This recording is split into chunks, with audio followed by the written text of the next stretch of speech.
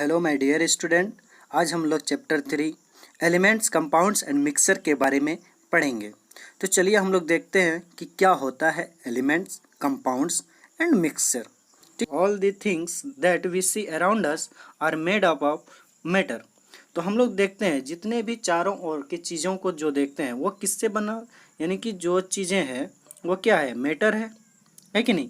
तो ये जो मैटर है, हम मैटर प्रीवियस लेक्चर में एक मैटर का चैप्टर है, हम उसको पूरा अच्छा से डील किए हैं। आप वहाँ देख सकते हैं मैटर क्या है, ठीक है।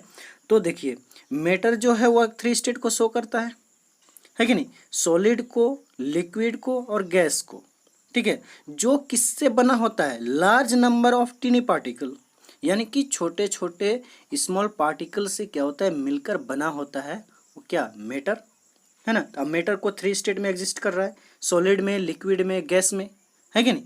ये जो छोटा स्मॉल पार्टिकल क्या हो सकता है, कुड बी एटम्स और मॉलिक्यूल, वह एटम्स और मॉलिक्यूल हो सकता है, ठीक है। जो मैटर है कि नहीं, डिपेंड किस पे करेगा, केमिकल कंपोजिशन पे करता है।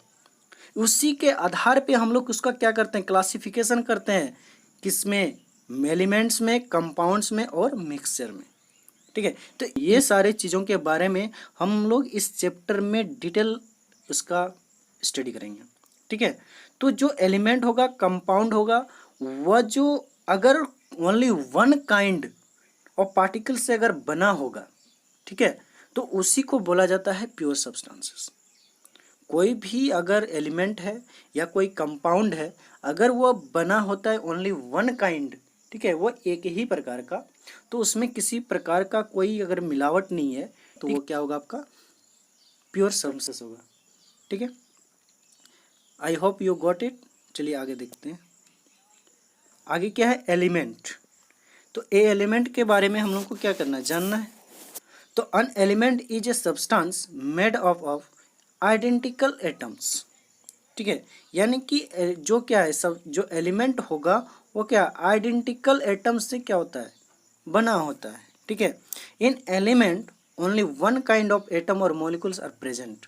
जो एलिमेंट होगा, ठीक है, उसमें केवल ओनली वन काइंड, ठीक है, वह एक ही प्रकार का क्या होगा, एटम होगा या मॉलिक्यूल होगा, ठीक है, उसमें प्रेजेंट होगा एलिमेंट में। जैसे कि अगर हम लिखते हैं H+H, ठीक है, तो क्या बनेगा, H2 बनेगा, ठीक है। तो ये जो H2 बना, ठीक है, ये क्या है, मॉलिक्यूल है, ये क्या है, मॉलिक्यूल है, ठीक है। तो ये एक ही प्रकार का है, ठीक है। जैसे ऑक्सीजन O+O लिखते हैं, ठीक है, तो क्या हो जाएगा, O2 होगा, ठीक है। जैसे कि हम हीलियम लिखे, He लिखे, है कि नहीं। तो ये सब जितना भी है वो ओनली वन काइंड है, ठीक है। तो इसमें इस प्रकार का जो होगा तो उसको क्या बोलते हैं, एलिमेंट बोलते हैं, ठीक है। तो एग्जांपल में देखिए क्या है, आयरन है, गोल्ड है, सिल्वर होगा एंड कार्बन होगा। जो किस फॉर्म में, नेचर में, जो प्राकृतिक में किस रूप में पाया जाता है, सॉलिड फॉर्म में पाया जाता है, ठीक है। नेचर में वो किस फॉर्म में पाया जाता है, सॉलिड के फॉर्म में पाया जाता है। इसके बाद एलिमेंट जैसे मर्क्यूरी हो गया, ब्रोमीन हो गया, जो एग्जिस्ट करता है किसमें, नेचर में, लिक्विड स्टेट में करता है, ठीक है। जैसे हाइड्रोजन हो गया, क्लोरीन हो गया, नाइट्रोजन हो गया, हीलियम हो गया, ये क्या करता है, जो ये सब एलिमेंट है जो गैसियस स्टेट को ये क्या करता है, रिप्रेजेंट करता है, यानी कि गैसियस स्टेट में पाया जाता है, ठीक है। तो ये जो एलिमेंट है इसके बारे में आप लोग समझ गए होंगे, आई होप, ठीक है। चलिए आगे देखते हैं। देखिए आगे क्या है कि इन अर्थ क्रस्ट, ठीक है, जो भी हम एलिमेंट को देखते हैं, ठीक है, क्या है, पूरा अर्थ क्रस्ट पे क्या है, पूरा अच्छा से ढंग से क्या है, फैला हुआ है नेचुरली रूप से, है कि नहीं। तो ये जो किस तरह फैला हुआ है, कितना अमाउंट पे है, इसका अबाउंडेंस कितना है कि नहीं, कितना मात्रा में पाया जाता है, ठीक है। तो इसके बारे में जानना है। तो देखिए the natural element are widely क्या है, spread in earth crust, widely पूरा नेचुरल रूप से क्या है, फैला हुआ है। Oxygen and silicon are elements most abundantly found in the earth crust, यानी कि बहुत ज़्यादा अच्छा मात्रा में कौन क्या होता है, अबाउंडेंटली पाया जाता है। मोस्ट अबाउंडेंटली एलिमेंट कौन है, ऑक्सीजन है और सिलिकॉन है, nitrogen is the most abundant element in the earth's atmosphere. जो अर्थ का एटमॉस्फेयर बनाता है ना, उस एटमॉस्फेयर में सबसे ज़्यादा क्या है, नाइट्रोजन है। ठीक है, इसमें आपका क्या था, ऑक्सीजन और सिलिकॉन था आपका अर्थ क्रस्ट पे। ठीक है, ये अर्थ क्रस्ट में सबसे ज़्यादा था ऑक्सीजन सिलिकॉन, नाइट्रोजन आपका एटमॉस्फेयर में ज़्यादा है। ठीक है, the percentage composition by the weight of element in this earth crust. देखिए एक डायग्राम के थ्रू से यहाँ पर समझाया गया है। देखिए जितना भी है आप कितना अमाउंट पे इसका पाया जाता है, परसेंटेज के आधार पे आप देख लीजिए थोड़ा। देखिए देखिए क्या है, देखिए ये सिंबल पे आपका अच्छा से थोड़ा देख लीजिएगा। देखिए जो ऑक्सीजन है पूरा इतना मात्रा में है कि नहीं, एल्युमिनियम है, आयरन है, ठीक है, कैल्शियम है। ये कलर यहाँ पर देखिए जितना भी एलिमेंट है यहाँ पर दिया गया है, कलर का क्या हुआ है उसके आधार पे यहाँ पर परसेंटेज आपका दिया हुआ है।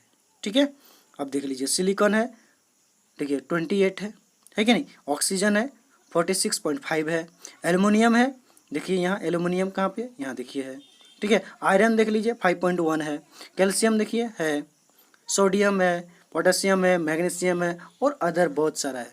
तो ये सब इसका कंपोजिशन है कहाँ पे, अर्थ क्रस्ट पे, है कि नहीं। अर्थ क्रस्ट में कितना परसेंटेज पाया जाता है इसका ये कंपोजिशन यहाँ पर दिया गया है। ठीक है, I hope you got it. चलिए आगे देखते हैं। अब क्या है, कैरेक्टरिस्टिक्स ऑफ एलिमेंट्स। अब कैरेक्टरिस्टिक्स है ना, इसका मुख्य गुण क्या क्या है। ठीक है, इसका कैरेक्टर क्या है। देखिए an element is made up of only one kind of atoms, यानी कि एलिमेंट जो होगा वह केवल only one kind of atom से क्या होगा, बना होगा। ठीक है, the atom of elements can not be broken down by physical और केमिकल मीन्स। जो एलिमेंट है, एलिमेंट का जो एटम होगा उसको तोड़ा नहीं जा सकता है फिजिकल या केमिकल के द्वारा। Each element has its own definite melting and boiling point, यानी जो भी एलिमेंट है उस एलिमेंट का अपना definite melting and boiling point होगा। कोई भी एलिमेंट है उसका अपना अपना बॉइलिंग और मेल्टिंग पॉइंट होगा।